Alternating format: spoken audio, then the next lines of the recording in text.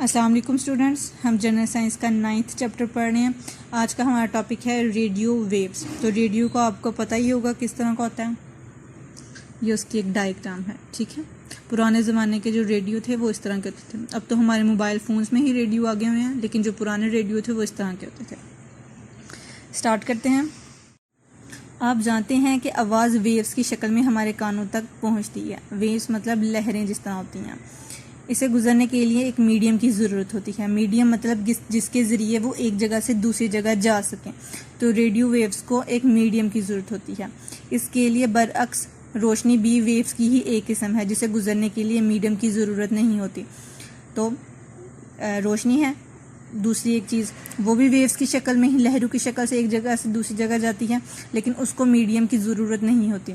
आपने देखा होगा जो लोग चांद वगैरह की तरफ जाते हैं, खला में जाते हैं, तो वो एक दूसरे से बोल के बात नहीं कर सकते, क्योंकि जो आवाज़ है उसको मीडियम की ज़रूरत होती है। और खला में हवा नहीं है जिसके ज़रिए जो आवाज़ है वो एक जगह से दूसरी जगह जा सके, लेकिन रोशनी वहाँ पे चली जाती है। क्यों? क्योंकि रोशनी को मीडियम की ज़रूरत नहीं है, हमारी आवाज़ को मीडियम की ज़रूरत होती है, ठीक है। इस नौयत की वेव्स को इलेक्ट्रोमैग्नेटिक वेव्स कहा जाता है। हरकत, रोशनी, एक्सरेज वगैरह सब इलेक्ट्रोमैग्नेटिक वेव्स हैं जिनको मीडियम की ज़रूरत नहीं होती, ठीक है। ये हरकत, रोशनी और एक्सरे रेज वगैरह, इसमें सिर्फ फ्रिक्वेंसी का फ़र्क होता है। कुछ की फ्रिक्वेंसी कम होती है, कुछ की ज़्यादा होती है।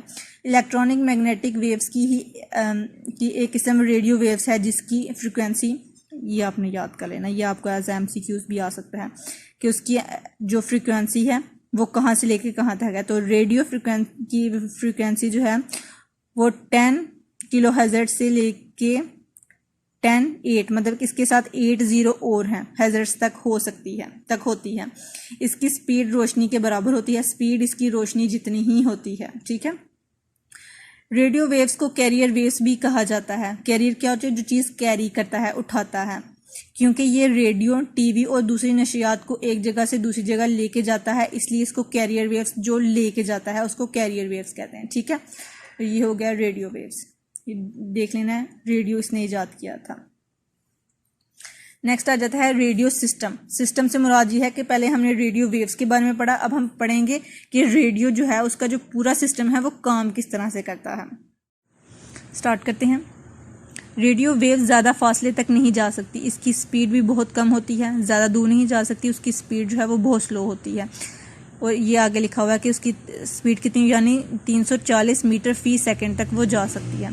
आवाज़ को ज़्यादा दूर तक ले जाने के लिए हम रेडियो वेव्स का इस सहारा लेते हैं। ये जो रेडियो वेव्स हम इसका सहारा लेते हैं, इस मकसद के लिए रेडियो स्टेशन वगैरह बनाए गए हैं कि रेडियो पे काम करने वाले कहाँ बैठ के अपनी प्रोग्रामिंग कर रहे हैं और हमें उनकी आवाज़ अपने घर तक आ रही है, ठीक है।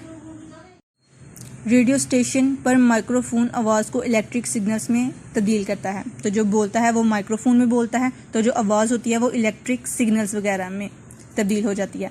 एक इलेक्ट्रिक सर्किट के ज़रिए ख़ास फ्रिक्वेंसी की रेडियो वेव्स पैदा की जाती हैं। उन सबको एक फ्रिक्वेंसी के अकॉर्डिंग सेट किया जाता है। फिर इनको आवाज़ के सिग्नल्स के साथ मिक्स किया जाता है। आवाज़ के सिग्नल्स के साथ मिक्स किया जाता है ताकि इनको दूसरी जगह लेके जाया जा सके। इन कैरियर वेव्स को ट्रांसमीटर एंटीना के ज़रिए फ़िज़ा में नशर कर दिया जाता है, ठीक है। एंटीना वगैरह आपने देखा होगा, उसके ज़रिए इसको हवा में छोड़ दिया जाता है। और जो बड़ी बड़ी सैटेलाइट्स वगैरह होती हैं वो हमारे रेडियो तक उसको पहुंचाती है। ये हम आगे पढ़ेंगे। रेडियो ट्रांसमिशन के लिए 30 किलोहर्ट्ज़ की तक फ्रिक्वेंसी की कैरियर वेव्स इस्तेमाल होती हैं। ये भी आपने एज MCQ याद कर लेना कि कितनी फ्रिक्वेंसी की, हर्ट्ज़ की जो फ्रिक्वेंसी है वो इस्तेमाल की जाती है कैरियर वेव्स में। बाकी मुख्तलिफ रेडियो स्टेशन मुख्तलिफ फ्रिक्वेंसी की कैरियर वेव्स इस्तेमाल करते हैं, ठीक है।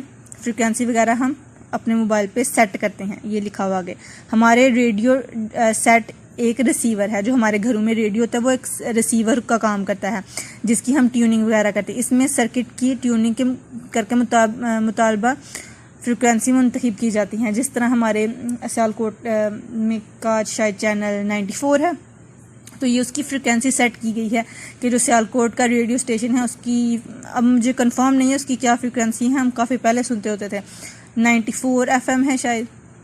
तो ये उसकी फ्रिक्वेंसी सेट कर दी गई है कि सियालकोट के जो चैनल है, जो रेडियो स्टेशन है, हम क्या कह सकते हैं, उसको उस फ्रिक्वेंसी के हिसाब से नशर किया जाता है। और हम जब अपने मोबाइल में फ्रिक्वेंसी सेट करेंगे तो हम जब फ्रिक्वेंसी 94 पे ले आएंगे तो हमें उनके रेडियो स्टेशन पे जो काम करने वाले हैं उनकी आवाज़ आना शुरू हो जाएगी। उसके अलावा एक इंडिया का चैनल है, क्यों हम ज़रा जम्मू कश्मीर के साथ हैं तो हमें वो भी सुनाई देता है, उसका है 92 शायद। तो ये हम फ्रिक्वेंसी अपने मोबाइल पे सेट करते हैं, तो ये उन्होंने उस फ्रिक्वेंसी की रेस छोड़ दी होती हैं, हम अपने मोबाइल पे वो फ्रिक्वेंसी सेट करते हैं तो हमें उनकी आवाज़ आना शुरू हो जाती है, क्योंकि हमारा जो रेडियो है वो रिसीवर है, वो उस फ्रिक्वेंसी की जो वेव्स हैं उनको रिसीव करता है। रेडियो अपने एरिया के ज़रिए सिर्फ इस फ्रिक्वेंसी के कैरियर वेव्स को वसूल करता है, वो जो उसके आसपास वेव्स हैं वो उनको पिक करता है, इसके लिए उसे ट्यून किया जाता है। जो अभी बताया है कि अभी हम 92 पे ले आते हैं, कभी 94 पे ले जाते हैं, कभी 97 पे ले जाते हैं, उसको ट्यून करते हैं, उसकी फ्रीक्वेंसी को सेट करते हैं।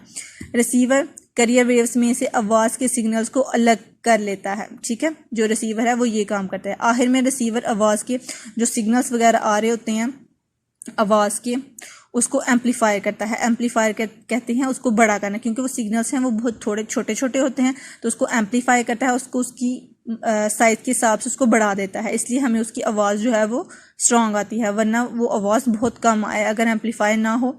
तो जो हमारे घर में डैग वगैरह होते हैं वो यही काम करते हैं कि आवाज़ थोड़ी होती है, लेकिन जब हम किसी डिवाइस के साथ डैग लगा देते हैं तो वो उसकी एम्पलीफाई कर देता है, उसकी आवाज़ बहुत ज़्यादा स्ट्रॉन्ग हो जाती है, तेज़ हो जाती है। एम्पलीफाई करके स्पीकर को भेज देता है, जो हमारे मोबाइल में स्पीकर उसको भेज देता है एम्पलीफायर करके, जो उसको दोबारा आवाज़ में बदल देता है और वही आवाज़ हमें सुनाई देती है, ठीक है। तो ये दो आज की आपके टॉपिक हो गए। इनमें अगर कोई चीज़ समझ ना आई हो मुझसे पूछ लेना, मैं दोबारा आपको बता दूंगी, ठीक है। ये साथ साथ याद करते जाओ और साथ साथ अपनी कॉपीज़ पे लिखते जाओ, ठीक है। अल्लाह हाफिज़।